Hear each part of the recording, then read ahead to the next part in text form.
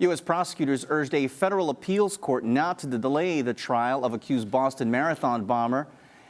Jury selection is set to begin on Monday. AirAsia News correspondent Gloria Chapa now joins us with more. Gloria.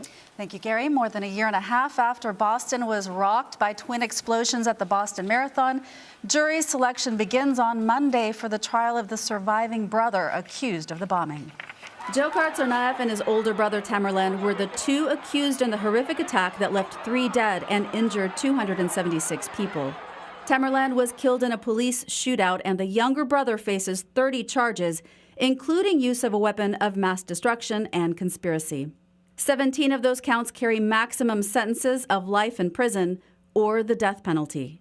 Attorney General Eric Holder authorized prosecutors to seek the death penalty, making this the highest-profile federal death penalty case since the trial of Timothy McVeigh for the Oklahoma City bombing. So far, Tsarnaev has pled not guilty to all 30 charges, despite what many consider overwhelming evidence against him.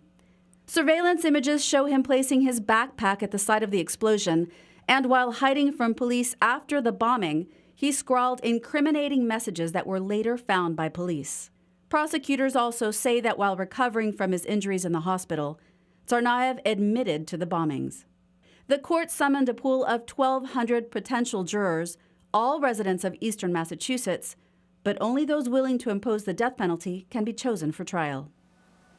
Jury selection could take several weeks, leaving the trial to start late January or early February. In order for Tsarnaev to receive the death penalty, he must be convicted on at least one charge that carries the maximum penalty. And then in the sentencing phase of the trial, jurors would need to agree to impose a death sentence. Now, Gloria, his attorney is sort of famous in the legal profession, Judy Clark, and she has gotten some of her more famous clients, kept them out of death row. Is there a deal of that in the works right now? Well, what she does is she keeps them off the death row, but then she does that in exchange for life in prison, no chance of parole. Her favorite way of doing this her favorite strategy is to basically go into their background, humanize them, talk about their childhood, sometimes even as far back as prenatal history. So she has actually suggested the idea of a plea bargain to prosecutors, but so far it doesn't look like they're being very responsive about it. And he himself has said that he's not guilty in this case. Now, besides the high-tech witnesses that we've seen already, pictures of him and his brother near the scene, what other witnesses are prosecutors bringing forward? They have a hefty list of witnesses. They have about 590 law enforcement personnel, 142 civilians. They have 1,200 pieces of evidence as well, 1,200 exhibits. This includes officers that were actually responding to the bombing. They were the officers that were involved with the arrest and the questioning as well.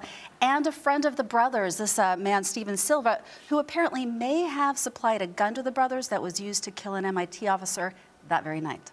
Certainly, once it starts, seems like it will be a long trial. Gloria Chapa, thank you so much. Thank you. Well, the U.S. imposed new sanctions Friday on North Korea. This in response to the recent cyber attack on Sony Pictures. U.S. President Barack Obama signed an executive order authorizing the sanctions, which targeted top North Korean officials and 3 defense-related organizations.